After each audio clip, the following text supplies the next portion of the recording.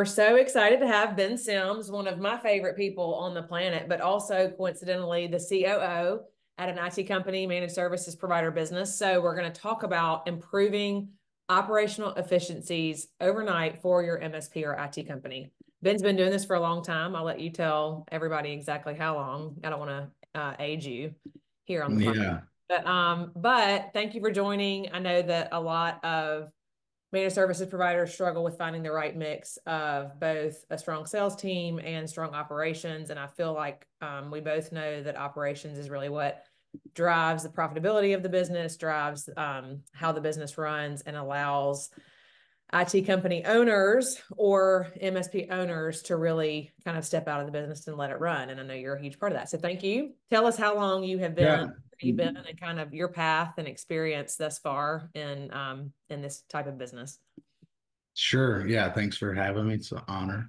And but yeah, 15 years at Fuse.Cloud, maybe a tad longer. And so that's, been through a lot of changes with technology over the years and different, technologies coming every day and year. So 15 just stay years at the too. top And of you didn't that. start as COO, right?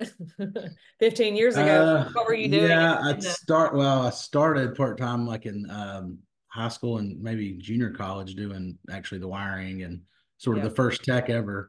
And yeah. so then just gradually grew from there to doing project management and operations and Yeah, I think that that's kind of important stuff. though that you've seen kind of all facets of the business from day one and understand that it's not just about a new software that's going to get it done. It's about a lot of things. So, um, I want to talk about just understanding operational efficiencies in your business, where they can, where to look, how to figure out, okay, we're spending, and I will say a lot of times for MSPs, it takes a while to get to the point where you're even able, because you're head down so long, right? I mean, you are sometimes even the CEO is running wire or is doing kind of the grunt work. So it takes a little while to get to the point where you're able to be head up enough to start thinking about operational efficiencies and what needs to be done in the business to move things forward. So let's talk about just for a little bit like what you would see as kind of some of the top things to look for that are going to affect profitability, customer satisfaction, overall business growth from an operational efficiency standpoint.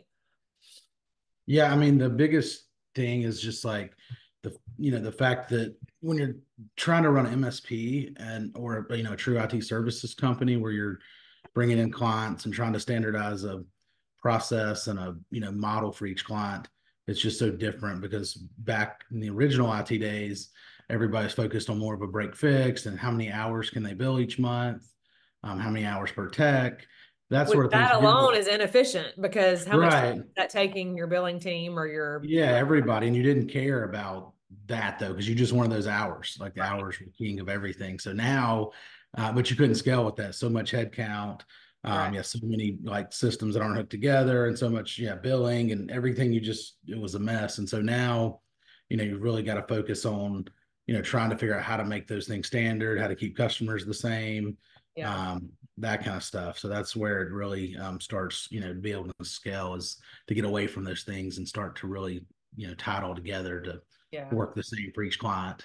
Do you feel like you ever, and you've been doing this for 15 years and the company's been around for a little bit longer than that. So do you feel like you ever get out of project or break fix? I mean, is there a time where you just decide, hey, we're going to stop doing this? But I know if you've got a strong customer base, you're going to have needs come up from a, project standpoint. So where do you draw the line between like leaving, excuse me, leaving the break fix and kind of going into truly like a monthly recurring model, but still having projects? Yeah, sure. I mean, we were fortunate enough to start as a true MSP, but what I've seen is, especially on the break fix side, is as you renew contracts, explaining that model to the customer, it's generally going to be more expensive, but it's also a lot more predictable. And Mhm. so just being able to know your audience and explain to them what you're trying to accomplish, and ultimately it's going to help them Yeah. run smoother. So it's just like as you renew, doing that. But then like on the project side, you do still want some, amount of that kind of work because it does Yeah. generate cash. Yeah. And once but you really need your clients to trust you first before they're going to spend, these big, lump sums of project money with you, Right. implement maybe new hardware, new servers, things like that, that are Okay. sort of a one-time thing. You still want some of that, but they're not going to, a lot of times they're not going to trust you until things are Right. much smoother than a traditional break fix company is going to offer. You don't necessarily want to come in and say, well, before we even get started, which I know sometimes you have to do that if there's an awareness of outdated equipment or whatever. But You do. And I mean, especially if it's like an extreme case, we try to, just from the sales cycle, people, do appreciate zero up front. And right, so we try to stick with that approach. But from the very front end, before they've even signed, we already have that documentation of that's good. here's What what's out of standard. And, we'll help you make a plan for 3 years or 5 years or whatever your budget allows to get this stuff to date. And people I think usually that, appreciate yeah, that. I think that's good. So that's kind of a letting them know up front, we've got a lot of work to do, but we're not going to make you pay it all up front so that there's a clear understanding and documentation. That's smart. So what do you feel like if let's just say you're consulting another MSP owner and they're trying to figure out, okay, what are like top three things I need to look at if I'm trying to really streamline things inside my business? Because I will say, just based on the clients that we've had, you've got different internal systems, a billing system that's not talking to anything else, or a ticketing system that's not talking to anything else, or a sales system that's not talking to anything else. So what are some of those like key things that you can say, okay, if you can identify a few of these things up front, this would help you streamline things. And I think, we all understand that it's gonna take money to make money, and they cost money, but what are some things that you would say, like, here are my first few suggestions on what to streamline?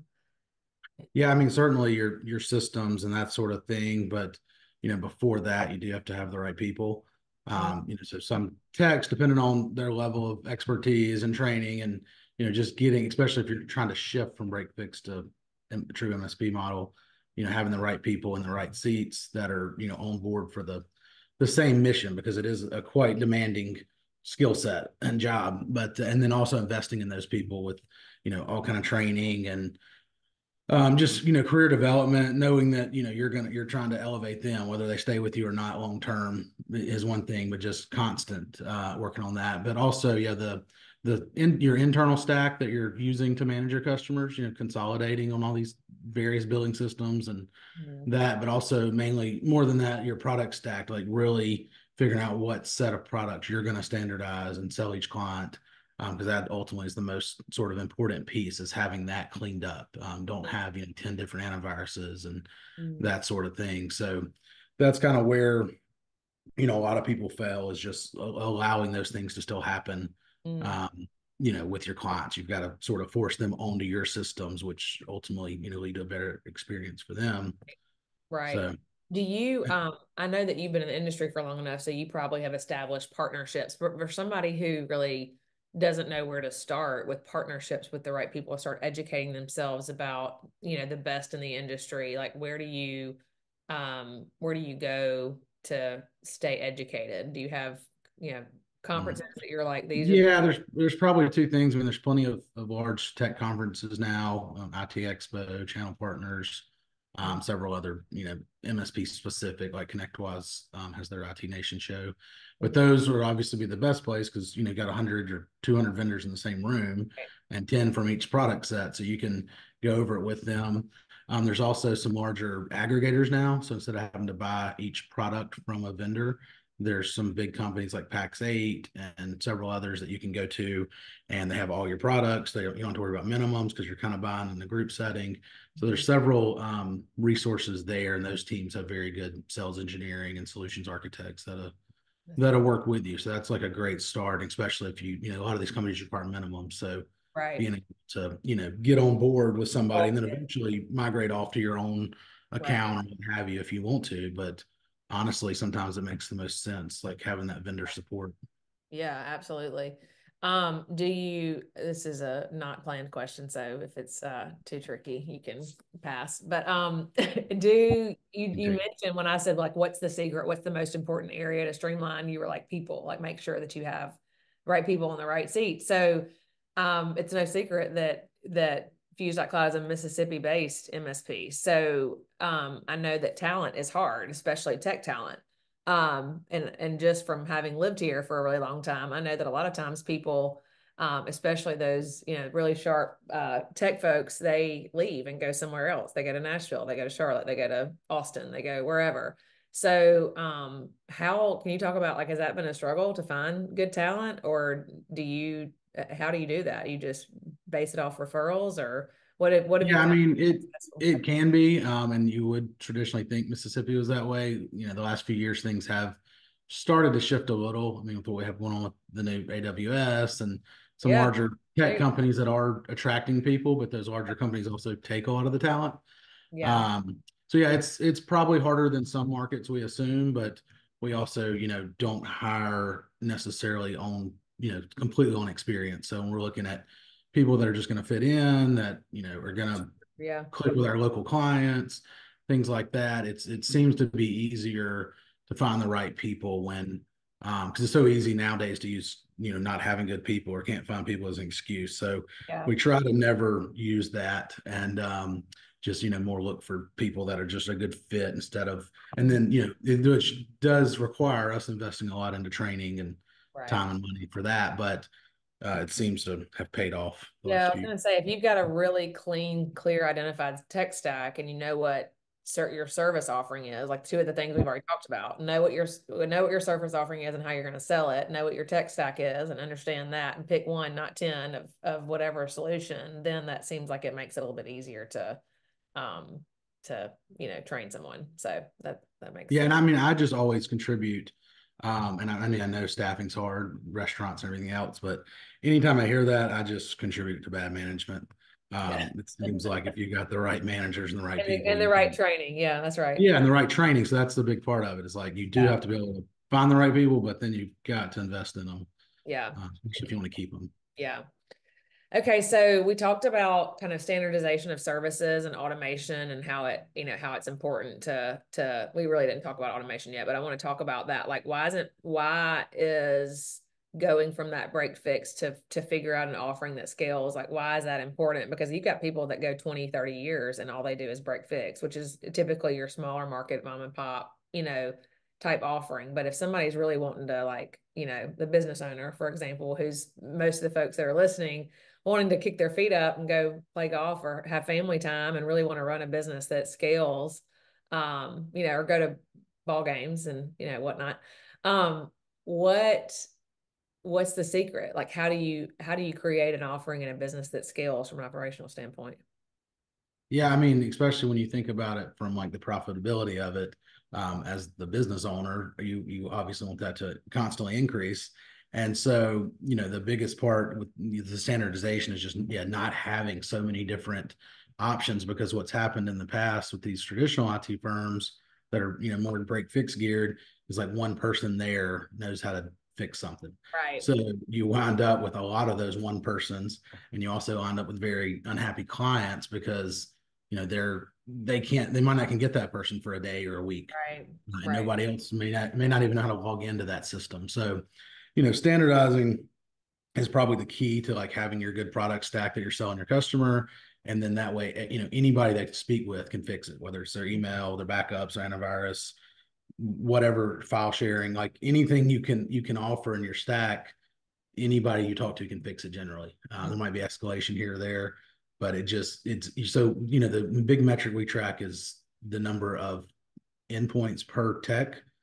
So Mm, ideally, sort of the industry standard is 300, like 250 to 300. Like we're trying to drive that up every day. We'd like to get to 350, 400, 500 eventually. So like the more you can standardize it, the more per head count you can support client wise. And so that's just numbers gonna multiply, and you're gonna be able to scale without creating so much head count. mhm. So, like, what do you do? What kind of automation do you put in place, or what kind of, what are some things that you're like, you can definitely make this a repetitive task um to make things run smoother? Do you have some specific examples of what y'all are doing to do that? Yeah, I mean, the way we've approached that before is like, so, traditionally in IT, time tracking is a big deal. That traditionally was just tracking your actual client facing time, Mm. right? And whether that's billable or not, or what have you. But now we've gone a step deeper and we're tracking, all of our time. So if whatever a tech's doing, whether that's working on a backup system or some kind of monitoring program, whatever. So by tracking that and like all the way down to every like 15-minute increments, Hmm. then we've been able to take that data and say, yeah, what are techs doing? If they're like logging into this backup tool 15 times a day, to see like who's backed up properly, for instance. Yeah. Then so we've taken that and then gone out and said, hey, I mean, generally we try to see what we already have in house, but hey, can we, for no cost, sort of automate this or Yeah. at least create a single pane of glass, we're not going to so many systems.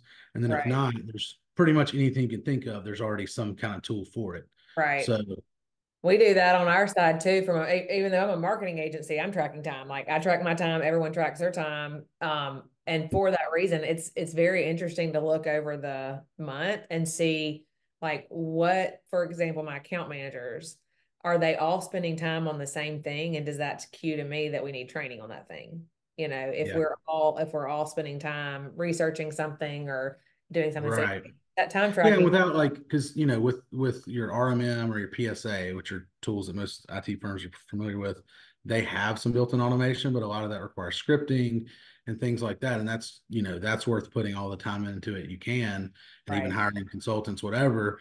But the other thing you can do, like you're mentioning, is yeah, figure out what things you're doing like that, or what's being constantly stuck in a ticket or constantly escalated. And what we've done is given our higher tier technicians, like our tier 2 and 3, goals of, hey, create 1 to 2 KB articles a Mm. week or a month, and then that way, and then cross train. So they're creating those articles in our internal knowledge base. Then they're going back to the tier 1 saying, hey, these things are escalating every day about this, email weird problem. Like, here's how you fix it. Here's the documentation so you can do it next time. So, and then that what happens is call comes in, because we're big on first call resolution. So the Mm. next time that call comes in, this issue may be solved in 5 or 10 minutes. Call's done, hung up, tickets closed, everybody's happy. Instead of it sitting in a queue, then getting escalated, just Right, better for the customer compounds. too. I'd much rather mine be Yeah. handled on the call versus having to Well, go. that's the thing. People have gotten so used to instant now Mm. that that's what everybody wants, just instant, Mm. gratification and satisfaction. So, They expect it. things aren't always can't always be instant, but Right. people want that. And so the more you can do that through the one call resolution, it creates a lot people that really trust you and they're, happy with your service. Okay, as we wrap up, what would you say if you're going to leave something, some piece of advice, if you're consulting 15 years, working in operations at an MSP, if you're advising someone, what would just be some thoughts that you would leave behind as advice to an MSP owner? Yeah, I mean, two things. One, like make the switch if you haven't gone from break fix. So, Yeah. a lot of people have, but we are still running into people. And I mean, even deals that we're taking from other IT providers. We try to, we like to work with them, like to have partners. But when you go into a client and they're saying this is just miserable, I'm on a break fix model, that sort of thing, it's just such an easy win for us. Yeah. But the biggest thing is like it does seem very challenging and expensive to make some of these changes, whether it's standardization or just consolidating your systems, consolidating your stack. But Hmm. like the thing is, most of the time you have some form of this that doesn't cost you at all, Hmm. right? And so, and again, whether that's internal training, internal knowledge bases, set those things up, and those can be free. You don't have to sign up for a subscription, because I'm very anti SaaS subscriptions. Yeah. You could have thousands of them if you don't watch it. Yeah. So you've got to, and a lot of the tools we already have, like people that have Connect, there's so many PSAs, ConnectWise, Autotask, Halo. That's probably the three biggest. They have so many features and functionality. Most people are using like 10% of Yeah. that. Yeah. Yeah. Yeah, they're Yeah. very hard to set up and can be complicated, but there's consultants out there. Usually if you're in the tech industry, you can figure these things out as well. Yeah. But it's like take the time to set up, even if it's one piece, one extra piece of it, set it up, start using it, start getting everybody using it, and then all that starts flowing together. And so none of that takes a lot of time. I mean, Yeah. it can take some time, but it doesn't take a lot of money. Right. So it's like you You can can do these almost things. do it one at a time, like a priority. Like, a lot of our clients, like if it seems overwhelming to bite everything off, like let's just create a roadmap. Like an Mhm. MSP would do for their clients, do it internally, create a roadmap of what things you want to system, get streamlined and do them one at a time. That makes Yeah, sense. and just taking the time to like work on your business because if you just are in the weeds every day because it's very easy to happen and you're so behind on work and you're working till midnight, you're never gonna implement those things. So just Right. taking a half a day, a quarter to plan what you want to accomplish the next quarter. And that might be like you want to keep that list very short. So that might Yeah. be, starting to utilize the inventory module in one of these systems you already have or the project module or what have you. So it's like just taking the time out to do that and then set some time aside, each week or each month, just put an hour on your calendar so it doesn't get sucked into client meetings and, Yeah. trouble tickets and then, work on those things. I think it's important that we note too that you're not the CEO. So if that's not your skill set, because that's not my skill set and it's not something that I'm capable of doing, but I can certainly find somebody, and you don't have to hire them full time necessarily to start creating better systems if you can't afford it. I mean, take a consultant, take someone who might be able to come in and project manage something for a period of time, so that you're not, because what I've learned is that it's money better spent for me to get someone who does have that skill set to do it a whole lot faster versus me putting it off time and time again and never really happening. So that would kind of be my Yeah, add-on. yeah, absolutely. That helps. And just, I mean, using something you already have helps from the standpoint too of like instead of there's so many shiny new objects constantly out here Yeah. in the SaaS world. And so if start, even if it's like in a spreadsheet, start a knowledge base in a Yeah. spreadsheet, just so well, number one, it's free, but also what you want, right? By doing that. So then when you go to explore what's out there, you kind of have a better idea of what you want instead of getting, sucked into a sales pitch that they made you think it was what you wanted. So there's like Right. a lot of free ways to do this, and that's where I think people get hung up is like thinking everything's so expensive to Yeah. Yeah. really make things smooth and automated. Yeah, that's good. Okay, well, Ben, that's a wrap. That's been some great knowledge, I think, to start. I feel like there's a lot more we could talk about and get specific on. But if you are interested in learning more about what Ben does every day, I didn't ask you if I could tell him to look you up on LinkedIn, but he is on LinkedIn. He's active on LinkedIn. And then also if you go to www.fuse.cloud, that's where he is COO. And don't forget, if this was valuable to you and interesting to you, you can subscribe to the No Grow Scale podcast and listen to more people like Ben who are in the weeds every day doing this.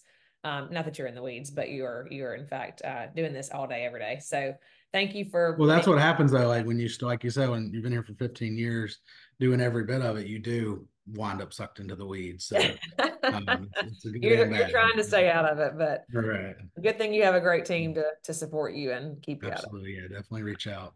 it. All right. Thank you so much.